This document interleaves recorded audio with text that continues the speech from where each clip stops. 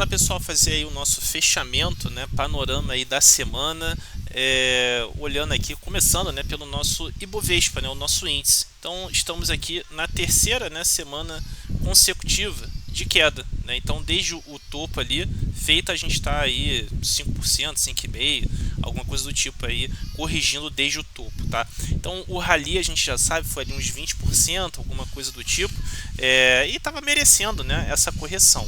Eu já comentei, vou repetir aqui, né, a gente acabou configurando aqui, né, um fechamento fora da banda, aliás, né, vinha numa sequência de fechamentos fora da banda, um dentro da banda, sugere pelo menos, né, um retorno na média aqui. Então por essa ótica ainda há espaço aqui para continuar essa correção, tá? A gente tem aqui já praticamente um kick de ADX, estocástico, Trix virando vendidos, sugerem que pode sim continuar o movimento de correção. Então do fechamento da semana a gente está falando de mais uns 4% aí até a média ali, voltando ali a região dos 122 mil pontos, algo próximo disso, beleza? Então pode não ir direto?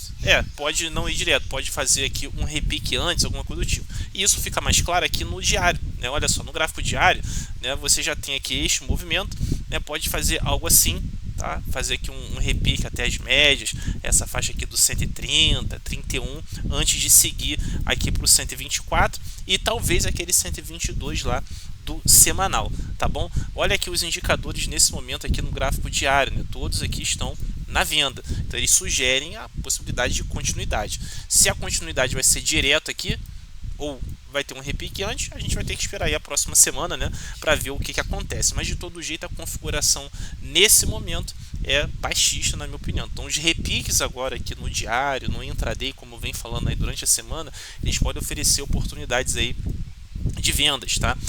Os DIs, né? Eu já comentei também na semana que se encerrou, nessa semana, né, que a gente tem aqui uma configuração de uma possível falha de fundo, né? O qual vai ser o resultado da falha de fundo, né? Um possível pivô de alta e uma reversão da tendência aqui vigente, que é uma tendência de baixa vindo lá de outubro, tá bom? Então é óbvio, né? Isso aqui vai ter que se desenvolver ainda, né? Então fazer esse movimento aqui, continuando. Agora também se perder essa mínima aqui, que aqui no caso do 27, aqui na região do 97, 98, alguma coisa por ali, essa ideia vai ter que ser descartada e aí vai sobrar, né, os DIs aí, o pensamento, né, de continuar o movimento de queda em direção aqui ao 9,5, beleza? Então algo para a gente acompanhar, porque como sabemos, né, a gente aprende aí com as mais experiências, essa dinâmica, né, juros com bolsa, ela costuma ser bem certeira, né, mesmo que falhe, né, no curto prazo, mas ela costuma ser certeira aí no mais médio e longo prazo. Agora falar do dólar, né? Começando aqui pelo dólar index, né? O DXY, né? Que é o ticker aí na maioria das plataformas, que é o long dólar, né? E short uma cesta de moedas, né? Com as suas devidas proporções. Então eu tinha comentado algum tempo atrás que esse movimento de queda no dólar, né? Ele poderia ter chegado ao fim, isso no final do ano passado, e poderia ter o repique. O repique veio, né? E chegou lá onde era esperado, né? Agora o que a gente espera aqui? O que eu espero aqui nesse momento, tá? Com a configuração que a gente tem aqui de fundo, isso aqui se você quiser pode considerar como um fundo, né? Ficou lateral ali e tudo mais. O que eu espero aqui? Que mesmo que tenha um pullback, ou seja, o dólar cair em relação às outras moedas, talvez seja para depois continuar subindo, ou seja, o dólar continuar se fortalecendo frente às demais moedas do mundo, que inclui obviamente o nosso real, beleza? Os indicadores aqui são comprados, né? Então eles sugerem a possibilidade, né, de ser exatamente isso que talvez aconteça aí nos próximos dias. A gente vai ter que acompanhar. Agora falando aqui do nosso dólar, né, que a gente opera aqui no nosso mercado, começando aqui, né, pelo gráfico diário. Tá aqui olhando aqui no gráfico diário, né, a coisa não mudou muito do que a gente vinha observando desde o final do ano passado ali, especialmente de novembro em diante, né? O dólar segue aqui, na minha opinião, consolidado. Então o mercado subiu, o mercado caiu e o dólar basicamente não saiu do lugar. Então está preso aqui, né, ou consolidando, trabalhando nesse range aqui de 4,85 com o 4,98 ou R$5 se você quiser colocar num número redondo. E aqui por enquanto não tem nenhum sinal de que vai mudar. Você até tem aqui, né, se você observar, uma agulhada de compra aqui saindo, mas o que falta aqui? Falta a tendência, que não tem ainda, mas pode ser uma dica, né? Essa tendência pode aparecer nos próximos dias, né? E aí o dólar de repente fazer esse movimento, rompendo aqui os R$5 e tendo como endereço, na minha opinião, seria aqui os 5,6, fazendo esse movimento aqui do Fibonacci 7623. Então teria aí um espaçozinho aqui pegando o fechamento aí dessa semana, uns 100 pontos, 130 pontos, alguma coisa do tipo, que, né, dado a dinâmica aqui dos últimos 2-3 meses, né, janeiro já está quase acabando, seria um ótimo movimento aí para você tentar surfar. Mas se ele vai acontecer ou não, a gente vai ter que aguardar aí a próxima semana, beleza? Dá aquele giro aqui nos índices setoriais, né? Então tentar ser o mais dinâmico possível. Aqui começando pelo consumo. Então, começando aqui pelo consumo, né, ele fez aqui, né, a falha de topo, né, ainda no final do ano passado, e o movimento veio, né, uma pernada de baixa, um repique e a continuidade aqui, né? O endereço aqui, essa região, pode ser que pare por aqui e tenha um outro repique antes, e assim a gente vai trabalhando uma dinâmica baixista nesse momento. Os indicadores aqui, inclusive, estão arrumados para isso mesmo.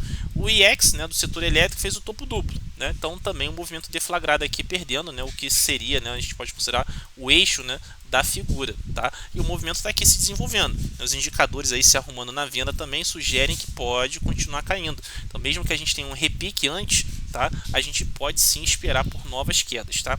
O IFNC, né? Esse aqui eu já tinha falado, né? Que você tinha aqui se desenhando uma falha de topo. E ela veio também, né? Então, não acelerou nem nada, mas você tem aqui já 3 topos, né, caindo, fundos também, né? Então, mesmo que haja um repique aqui, tá? Na minha opinião, pode ser que se torne uma oportunidade de venda também, tá? Então vamos ficar de olho nessa dinâmica, afinal de contas, IFNC, os bancões, né, são um setor relevante aí do nosso mercado, tá?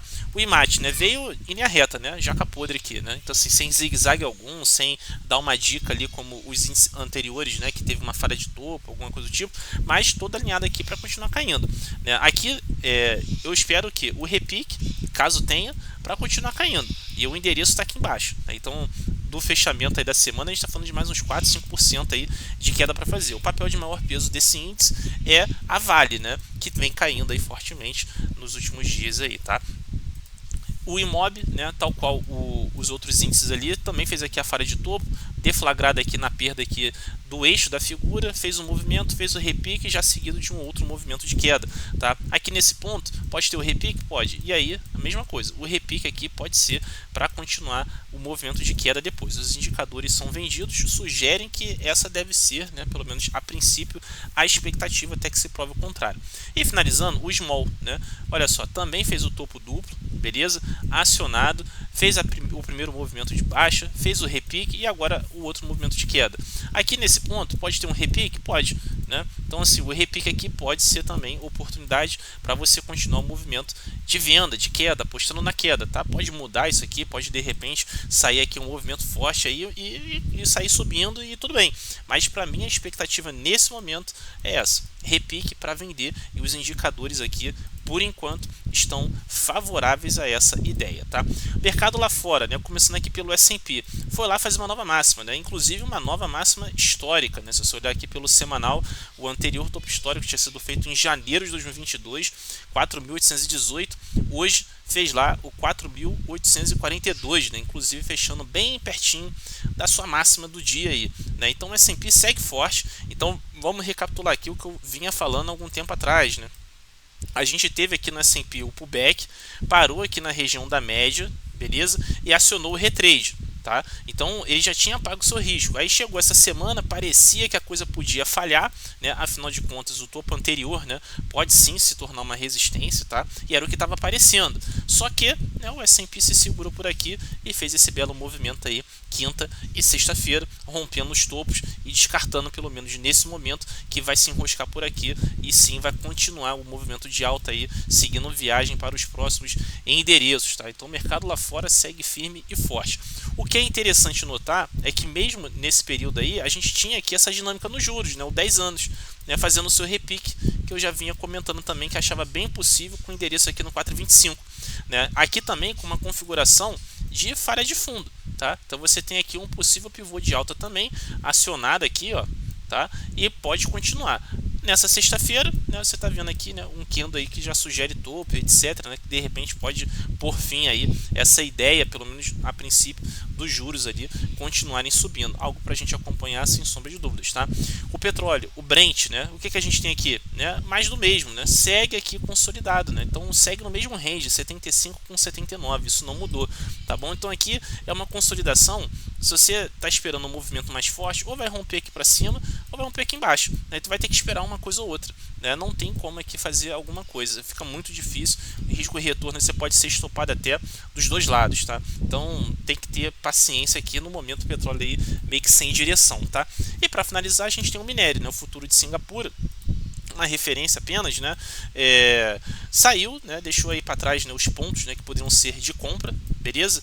E também um suporte importante essa faixa aqui, né? E aí tá patinando aqui nos últimos dias, né? Aí dessa semana. O que aqui eu tô esperando, né? Que eventualmente a gente possa fazer algo assim, né? Subir mais um pouquinho para depois continuar o movimento de queda, ou esse minério aqui vai se salvar aqui nessa região que é de suporte e retomar o movimento de alta. Não está totalmente descartado, tá? Então aqui você tem bons argumentos para as duas coisas, para comprar, para vender. Aqui pelo esquema do Didi, né, você está vendo aqui o ADX é vendido, né? Então por essa ótica aqui, usando o ADX como um filtro, o repique aqui poderia ser sim para novas vendas, ou seja, para uma nova pernada de baixa que teria um endereço aqui até no 116. E aí pelo fechamento aqui da semana, a gente está falando aqui até o 116, algo em torno aí de 12% de queda. Então assim, pode causar um belo estrago aí na Vale, né, nos papéis correlacionados. Não é certeza de nada, né, mas enfim, algo para a gente ficar de olho aí também. Quem sabe, né, pode ser uma dica adicional, né, dos possíveis movimentos para os próximos dias para esses papéis que tem essa correlação aí com o minério. Beleza, pessoal? Então esse é o panorama aí da semana, fechamento. Espero que todos tenham tido uma ótima semana. Óbvio, né, tem os demais conteúdos que eu faço para os assinantes. Então se você não é um assinante lá do meu canal fechado no Telegram, onde eu compartilho esses estudos, essas leituras de mercado, com o objetivo de te ajudar aí a compor também o seu cenário, para te ajudar na sua tomada de decisão, seja um assinante. Então tem duas possibilidades: você se torna um assinante, assina lá o canal, periodicidade semestral ou anual, ou você se torna um aluno meu aí do meu curso gravado de análise técnica, né, dos indicadores que eu utilizo, do Fibonacci também, e aí você vai ter uma cortesia lá de 6 meses de acesso ao canal, ou mesmo no formato de mentoria individual, que aí é uma outra dinâmica. A gente vai trocar muita ideia para tentar direcionar aí, te fornecer boas orientações de acordo com a sua realidade, com as suas necessidades, tá? Então se você tiver interesse algum, me chama aí nos inboxes da vida, se você me acompanha pelo Twitter, pelo Instagram, se você está lá no meu grupo do WhatsApp, que o link está aí na descrição do vídeo aí, se você está assistindo pelo YouTube, entra lá, me chama ou manda um e-mail, vamos trocar uma ideia e ver como é que eu posso te ajudar aí para você conseguir identificar e aproveitar as oportunidades que o mercado oferece. Sempre vai ter oportunidade na compra, na venda, ou às vezes vai ser aquele momento de não fazer nada, que também, né, vai aparecer alguns momentos, e a gente vai tentando navegar aí, se protegendo e tentando aproveitar as oportunidades, seja no swing trade, no day trade, no índice, no dólar, nos papéis, né, não importa o instrumento aí que você utilize para operar. Beleza? Espero que tenha tido uma ótima semana, desejo um ótimo fim de semana, e se precisar de qualquer coisa pode me chamar, fica à vontade. Um grande abraço.